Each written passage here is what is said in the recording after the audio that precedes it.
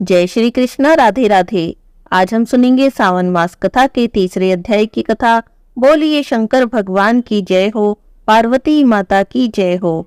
इस अध्याय में भगवान महादेव जी सोमनाथ के दिव्य स्वरूप का दिग्दर्शन करा रहे हैं और कहते हैं, हे देवी, जो निर्भय है, निर्मल, नित्य निरपेक्ष है, निराश्रय, निरंजन और निष्प्रपंच है, वही प्रभास तीर्थ में सोमेश्वर लिंग के रूप में स्थित है, जो मोक्षदायक, अज्ञेय, अनुपम, अनामय, नित्य, शिव, सूक्ष्म, अनादि, आत्म स्वरूप से जानने योग्य है, चित्त के चिंतन से परे है, गमनागमन से मुक्त है और बाहर भीतर व्याप्त है, निर्मल और ज्ञान का प्रकाशक है, वही प्रभास तीर्थ में सोमेश्वर लिंग के रूप में स्थित है।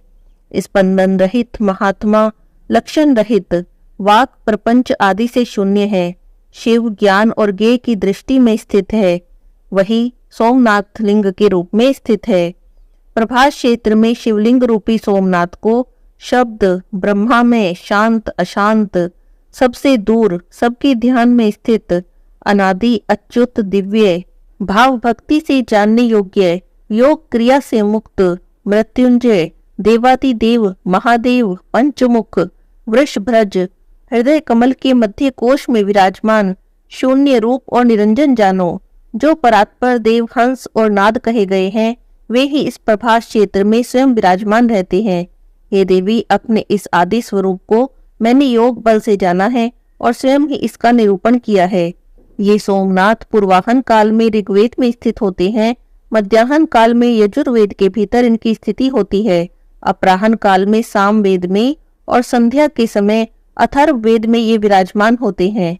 मैं अंधकार से परे, सूर्य के समान प्रकाशमान इस अंतर्यामी महापुरुष सोमेश्वर को जानता हूँ। इनको ही जानकर मनुष्य कभी मृत्यु को प्राप्त नहीं होता, अर्थात मुक्त हो जाता है। मनुष्यों की मुक्ति के लिए दूसरा कोई मार्ग नहीं। हे पार्वती, इस प्रकार महामहिमाशाली सोमनाथ के महात्म्य का दिग्दर्शन मैंने तुमसे कराया। सूत जी कहते हैं, हे महर्षियों, महादेवी पार्वती ने इस प्रकार प्रभास क्षेत्र की महिमा को सुनकर पुनः भगवान शंकर से पूछा, हे देवों के देव, हे जगन्नाथ, भक्तों पर अनुग्रह करने वाले, संपूर्ण ज्ञान से संपन्न, हे सुरेश्वर, आपको नमस्कार है। हे प्रभु, इस दिव्य लिंग का नाम सोमेश्वर किस समय हुआ? महादेव जी कहते हैं कि पूर्व काल में मैं ही स्पर्श लिंग स्वरूप से यहाँ विद्यमान था। उस समय कोई भी मनुष्य यहाँ मुझे नहीं जानता था।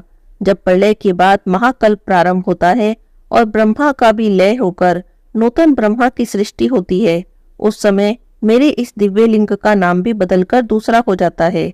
अब तक 6 ब्रह्मा बदल गए हैं और अब ये 7वें ब्रह्मा चल रहे हैं। इस समय जो प्रजापति ब्रह्मा है, इनका नाम है शतानंद। हे देवेश्वरी, ये ब्रह्मा जब 8 वर्ष के हुए, तब से लेकर मेरे इस लिंग का नाम सोमनाथ प्रसिद्ध हुआ। बीते हुए कल्पों में पहले जो ब्रह्मा थे, उनका नाम विरंची था। उस समय में सोमनाथ का नाम मृत्युंजय था। दूसरे कल्प में जो दूसरे ब्रह्मा हुए, वे पदम्भु नाम से विख्यात हुए। उस समय मेरे इस लिंग का नाम था कालाग्नि रुद्र। तीसरे ब्रह्मा की प्रसिद्धि स्वयंभू नाम से हुई। उस समय सोमनाथ का नाम था अमृतेश। चौथे ब्रह्मा परमेष्टि नाम से विख्यात हुए और उस समय उनका नाम अनामय था। 5वें ब्रह्मा सुरज्येष्ठ नाम से विख्यात हुए और उस समय सोमेश्वर देव का नाम कृतिवास था। छठे ब्रह्मा का नाम था हेमगर्भ और उस समय सोमनाथ का नाम भैरवनाथ रखा गया। जो ये 7वें ब्रह्मा हैं, शतानंद कहलाते हैं और इस समय मेरे लिंग का नाम सोमनाथ प्रसिद्ध हुआ। इसके बाद आगामी कल्प में 8वें ब्रह्मा चतुर्मुख नाम से विख्यात होंगे। उस समय सोमेश्वर देव का नाम होगा प्राणनाथ। इस तरह जो ब्रह्मा बीत जाते हैं और प्रलय के बाद पुनः जो नए ब्रह्मा उत्पन्न होते हैं, उनकी 8 वर्ष की आयु होने तक सोमेश्वर देव का एक ही नाम रहता है और उसके बाद वह नाम बदल जाता है। इस प्रकार संक्षेप में मैंने तुम्हें सोमनाथ के नाम बताए हैं। तब पार्वती देवी ने कहा, हे देव देवेश्वर, मनुष्यों के ऊपर दया करने के लिए मैं भी आपके साथ बार बार प्रकट हुई हूँ। उस समय मेरे कौन कौन से नाम हुए, मुझे ये भी बताइए। तब महादेव जी ने कहा, हे देवी, आदि कल्प में तुम्हारा नाम जगन माता था, दूसरे कल्प में जगधोनी, तीसरे में शांभवी, चौथे में विश्वरूपनी, 5वें में नंदिनी, छठे में गणाम्बिका और 7वें में तुम्हारा नाम विभूति हुआ। इसी प्रकार 8वें में सुभ्रु, 9वें में आनंदा, 10वें में वामलोचना, 11वें में वरारोहा, 12वें में सुमंगला, 13वें में महामाया, 14वें में अनंता, 15वें में भूत माता, 16वें में उत्तमा और 17वें कल्प में तुम्हारा नाम पितृकल्पा प्रसिद्ध हुआ। उसके बाद तुम दक्ष कन्या सती के नाम से प्रसिद्ध हुई। उस समय दक्ष के द्वारा अपमानित होने पर तुमने शरीर त्याग दिया।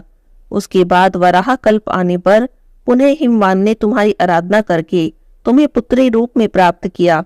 उसके बाद अत्यंत दुष्कर और अद्भुत तपस्या करके तुमने मुझे पति रूप में प्राप्त किया और पार्वती नाम से विख्यात हुई। हे सुमुखी, जब तक इस कल्प का अंत होगा तब तक मैं तुम्हारे साथ कैलाश पर्वत पर रहूंगा। द्वापर में महिषासुर का वध करने के लिए तुम भगवान विष्णु के साथ कृष्ण पिंगला नाम से प्रकट हुई। तब से कात्यायनी और दुर्गा विविध नामों से तुम 9 कोटि भेद के साथ वसुधा तल पर प्रकट हुई हो। हे सुंदरी, पूर्व काल में जो तुम्हारे नाम थे और जो भूत भविष्य वर्तमान में तुम्हारे नाम थे या होंगे या हैं, वे सब मैंने तुम्हें बता दिए। उन्हें इसी प्रकार जानना चाहिए। शतानंद नाम से विख्यात जो ये ब्रह्मा जी हैं, उनके 8वें वर्ष में जो पहले मनु हुए और उस मनवंतर में जो प्रथम चंद्रमा थे, वे लक्ष्मी और कौस्तुभ मणि आदि के साथ समुद्र से प्रकट हुए। उन्होंने काल भैरव नाम से इस सोमेश्वर लिंग की आराधना की और बड़ी भारी तपस्या में संलग्न होकर 14 युग व्यतीत कर दिए। हे सुंदरी, उनकी अद्भुत तपस्या देखकर मैं बहुत प्रसन्न हुआ और मैंने कहा, चंद्रदेव वर मांगो। हे शुभे, तब उन्होंने अपने भक्ति भाव से मुझे संतुष्ट करके कहा, हे प्रभु, ये ब्रह्मा जी जब तक रहें तब तक आपका नाम सोमनाथ के रूप में प्रसिद्ध हो। मनवंतर समाप्त हो जाने पर जो कोई भी दूसरे चंद्रमा हो, उन सब के ये सोमनाथ जी कुल देवता हों। तब मैं तथास्तु कहकर पुनः उसी शिवलिंग में लीन हो गया। यह मैंने सोमनाथ के गुणों को संक्षेप में तुमसे कहा है। समुद्र के रत्नों की भांति सोमेश्वर के गुणों का विस्तार अचिंत्य है। उनकी महिमा का चिंतन भक्तों की बुद्धि को बढ़ाने वाला है।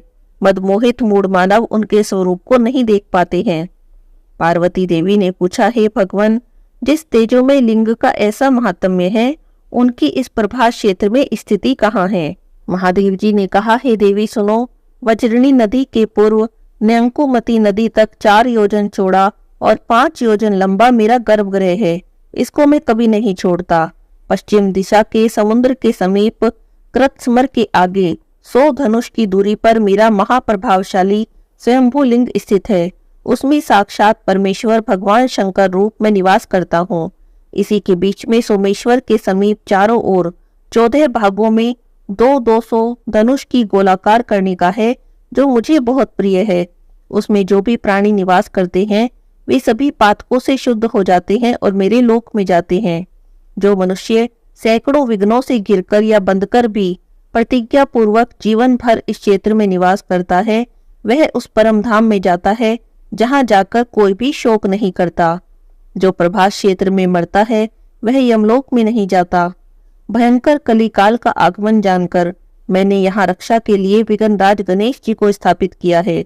ब्रह्मघाती, पातकी, ब्राह्मण द्वेषी, शिव भक्तों की निंदा करने वाले, कृतघ्न, शठ, लोक शत्रु, गुरुद्रोही, तीर्थों और मंदिरों के लिए कंटक रूप और पाप पारायण निंदित मनुष्य यदि इस क्षेत्र में प्राण त्याग करते हैं, तो वे 10,000 दिव्य वर्षों तक दासी पुत्र होते हैं और उसके बाद ब्रह्म राक्षस होते हैं। उसके बाद हीन योनि में जन्म लेते हैं। अतः पूर्ण प्रयत्न करके कभी भी वहां पर पाप नहीं करना चाहिए। अन्य अन्य स्थानों का पाप इस क्षेत्र में नष्ट हो जाता है, परंतु यहाँ किया हुआ पाप पिशाच योनि और नरक में डालने वाला होता है।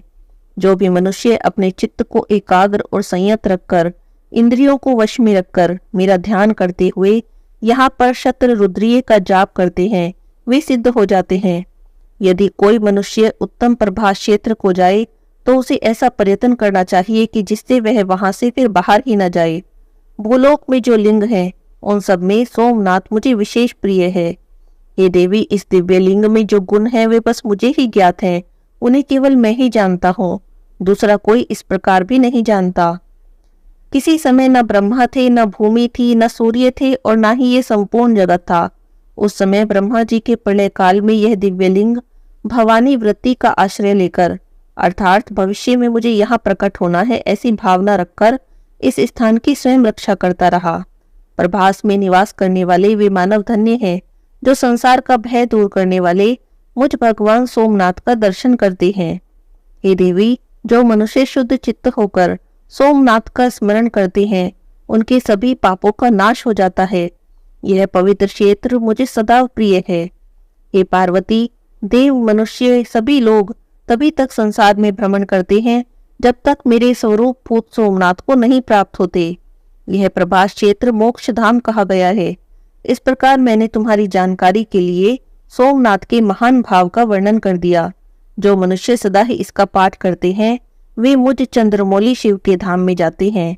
हे देवी, जो भी भक्तजन सोमेश्वर देव की शरण में जाते हैं वे इस भयंकर संसार चक्र में फिर नहीं आते। महादेव जी कहते हैं, हे देवी, जितने भी ग्रह दोष, भूत दोष हैं, जो भी डाकनियां, प्रेत, बेताल, राक्षस, पूतनाएं, पिशाच, मृतकाएं, नवजात शिशुओं का अपहरण करने वाली राक्षसियां, बाल ग्रह, वृद्ध ग्रह, ज्वर रूपी ग्रह, अतिसार, भगंदर, पथरी रोग और अन्य जो भी रोग व्याधियां हैं वे सभी सोमनाथ के समीप जाकर उनका दर्शन करने से उसी प्रकार नष्ट हो जाती हैं जैसे जलती हुई आग में डाला हुआ ईंधन तत्काल ही जलकर भस्म हो जाता है। हे देवेश्वरी, सोमेश्वर के नाम से प्रसिद्ध ये जो पश्चिम भैरव है, काल अग्नि रुद्रनाथ जिनका नाम सुना गया है, उसमें मैं स्वयं ही भक्तों पर अनुग्रह करने के लिए निवास करता हूँ। उन सोमेश्वर लिंग में स्थित होकर मैं मनुष्य के सब पापों का भक्षण कर लेता हूँ। देहधारियों के देह में विचरण करने वाला जो प्राण है उसी के समान जो सबका प्राण है, यह ब्रह्मांड जिसके भीतर स्थित है और जो एक होकर भी अनेक रूपों में व्यक्त है, वही शिव स्वरूप मैं भक्तों पर कृपा करने के लिए सोमनाथ लिंग में निवास करता हूँ। संपूर्ण वेद और महर्षिगण जिनकी प्रशंसा करते हैं, जिनके द्वारा परब्रह्म के स्वरूप की प्राप्ति होती है, वे ही सोमनाथ महादेव प्रभास तीर्थ में विराजमान हैं। जैसे घर में छिपे हुए रत्न को कोई नहीं पाता, उसी प्रकार मेरे प्रभास रूपी घर में रत्न के समान स्थित इस सोमेश्वर लिंग के यथार्थ स्वरूप को कोई नहीं जानता। पूर्व कल्प में यह शिवलिंग सप्त पाताल का भेदन करने वाला था और कोटि कोटि सूर्यों और प्रलय अग्नि के समान तेजस्वी था। इसीलिए पूर्व काल में सोमनाथ को काल अग्नि रुद्र कहा जाता था। हे देवी, इस प्रकार संक्षेप में मैंने तुमसे सोमेश्वर देव का महात्म्य बताया है जो सभी पातकों का नाश करने वाला है। महादेव जी ने पार्वती देवी से आगे क्या कहा हम अगले अध्याय की कथा में सुनेंगे। आज के अध्याय की कथा यहीं पर समाप्त होती है। बोलिए शंकर भगवान की जय हो।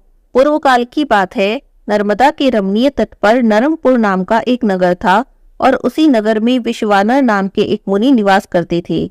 उनका जन्म शांडिल्य गोत्र में हुआ था। वे परम पावन पुण्यात्मा, शिव भक्त, ब्रह्म तेज के निधि और जितेंद्रिय थे। ब्रह्मचर्य आश्रम में उनकी बड़ी निष्ठा थी। वे सदा ब्रह्म यज्ञ में तत्पर रहते। फिर उन्होंने शुचि स्मृति नाम की एक सद्गुणवती कन्या से विवाह कर लिया और वे ब्राह्मणोचित कर्म करते हुए देवताओं और पितरों को प्रिय लगने वाला जीवन बिताने लगे। इस प्रकार जब बहुत सा समय व्यतीत हो गया तब उन ब्राह्मण की पत्नी शुचि स्मृति, जो उत्तम व्रत का पालन करने वाली थी, अपने पति से बोली, हे प्राणनाथ, स्त्रियों के योग्य जितने आनंदप्रद भोग हैं उन सबको आपकी कृपा से मैंने आपके साथ रहकर भोग लिया, परंतु हे नाथ, मेरे हृदय में एक लालसा चिरकाल से वर्तमान है और वह गृहस्थों के लिए उचित भी है। उसे आप पूर्ण करने की कृपा करें। हे स्वामिन, यदि मैं वर पाने के योग्य हूँ और आप मुझे वर देना चाहते हैं तो मुझे महेश्वर जैसा एक पुत्र प्रदान करें। इसके अतिरिक्त मैं कोई दूसरा वर नहीं चाहती। अपनी पत्नी की बातें सुनकर पवित्र व्रत पारायण ब्राह्मण विश्वानर क्षण भर के लिए सोच में पड़ गए। हृदय में विचार करने लगे, अहो, मेरी पत्नी ने ये कैसा अत्यंत दुर्लभ वर मांगा है। यह तो मेरे मनोरथ पद से बहुत दूर है। अच्छा, शिवजी तो सब कुछ करने में समर्थ हैं। ऐसा प्रतीत होता है मानो उस शंभु ने ही इसके मुख में बैठकर वाणी रूप से ऐसी बात कही है, अन्यथा दूसरा कौन ऐसा करने में समर्थ हो सकता है। उसके बाद वे एक पत्नीव्रती मुनि पत्नी को आश्वासन देकर वाराणसी में गए और घोर तप के द्वारा भगवान शिव के वीरेश लिंग की आराधना करने लगे। इस प्रकार उन्होंने 1 वर्ष तक भक्ति पूर्वक त्रिकाल अर्चना करते हुए अद्भुत तप किया। 13वां मास आने पर एक दिन वे ब्राह्मण प्रातःकाल त्रिपथगामिनी गंगा के जल में स्नान करके जो ही वीरेश लिंग के पास पहुंचे, त्यों ही उन्हें लिंग के मध्य में एक 8 वर्ष का विभूति भूषित बालक दिखाई दिया।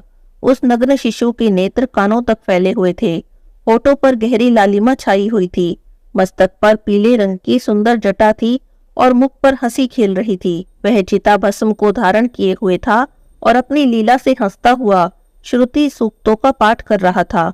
उस बालक को देखकर मुनि कृतार्थ हो गए और आनंद के कारण उनका शरीर रोमांचित हो गया और बारंबार नमस्कार है वे इस तरह से कहने लगे। फिर वे अभिलाषा पूर्ण करने वाले 8 पद्यों द्वारा बाल रूपधारी परमानंद स्वरूप शंभु की स्तुति करते हुए बोले, हे भगवान, आप ही एकमात्र अद्वितीय ब्रह्म हैं। यह सारा जगत आपका ही स्वरूप है, यहाँ अनेक कुछ भी नहीं। ये बिल्कुल सत्य है कि एकमात्र रुद्र के अतिरिक्त किसी दूसरे की सत्ता नहीं है। इसीलिए मैं आप महेश की शरण ग्रहण करता हूँ। हे शंभु, आप ही सबके कर्ता हर्ता हैं। जैसे आत्मधर्म एक होते हुए भी अनेक रूप से दिखता है, उसी प्रकार आप भी एक रूप होकर नाना रूपों में विख्यात हैं। इस प्रकार स्तुति करके वे ब्राह्मण हाथ जोड़कर भूमि पर गिरना ही चाहते थे कि तब तक संपूर्ण वृद्धों के भी वृद्ध बाल रूपधारी शिव परम हर्षित होकर उनसे बोले, हे मुनि श्रेष्ठ, आज तुमने मुझे संतुष्ट कर दिया। आज मेरा मन परम प्रसन्न हो गया। तुम अपनी इच्छा अनुसार कोई उत्तम वर मांग लो। यह सुनकर मुनि श्रेष्ठ विश्वानर हर्षमग्न हो गए और वे उठकर बाल रूपधारी शंकर जी से बोले, हे महेश्वर, आप तो अंतर्यामी हैं, सब कुछ जानने वाले हैं। आपसे भला कौन सी बात छिपी है? फिर भी आप मुझ दीनता प्रकट करने वाली याचक के प्रति आकृष्ट होने के लिए ऐसा क्यों कह रहे हैं? हे महेश्वर, ऐसा जानकर आपकी जैसी इच्छा हो वैसा करें। पवित्र व्रत में तत्पर उन मुनि के वचनों को सुनकर महादेव जी हंसकर बोले, हे सुचे, तुमने अपने हृदय में अपनी पत्नी के प्रति जो अभिलाषा कर रखी है वह निसंदेह थोड़े ही समय में पूर्ण हो जाएगी।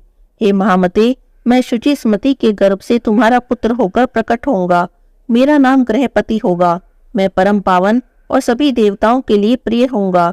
इतना कहकर बाल रूपधारी शंभु, जो सत्पुरुषों की गति है, अंतर्ध्यान हो गए।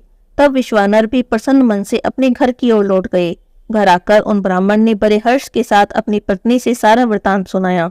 उसे सुनकर उनकी पत्नी को भी महान आनंद की प्राप्ति हुई और वह अत्यंत प्रेम पूर्वक अपने भाग्य की सराहना करने लगी।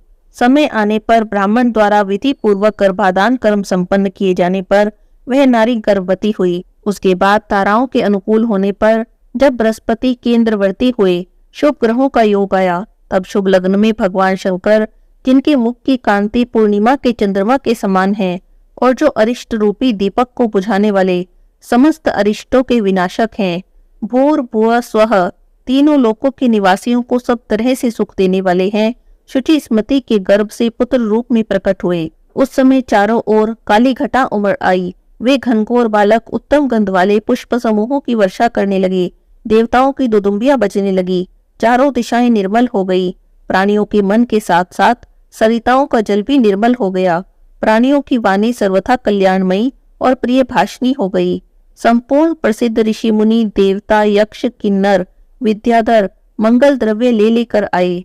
स्वयं ब्रह्मा जी ने उस बालक का जातकर्म संस्कार किया और बालक के रूप और वेद का विचार करके यह निश्चय किया कि इसका नाम ग्रहपति होना चाहिए।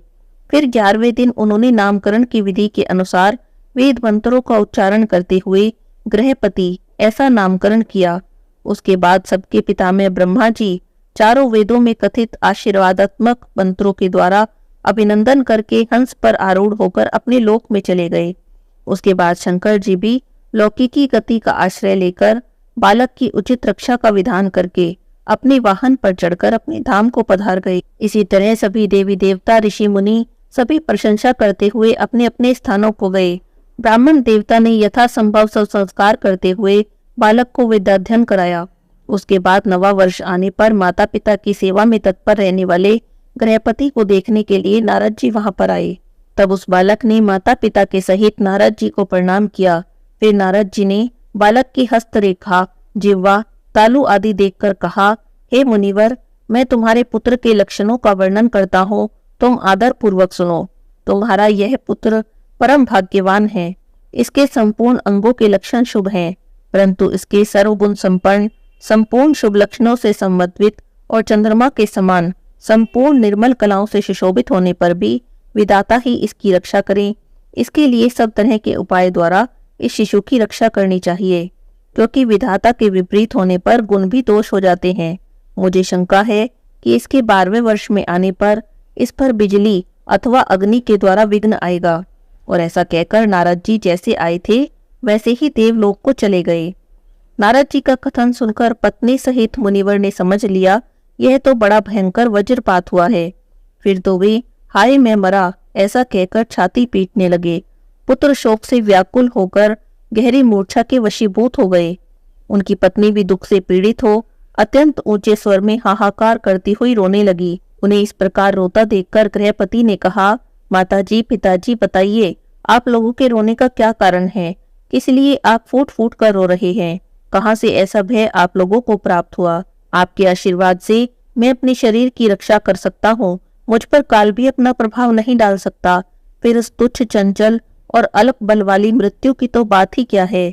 माताजी पिताजी, आप लोग मेरी प्रतिज्ञा सुने।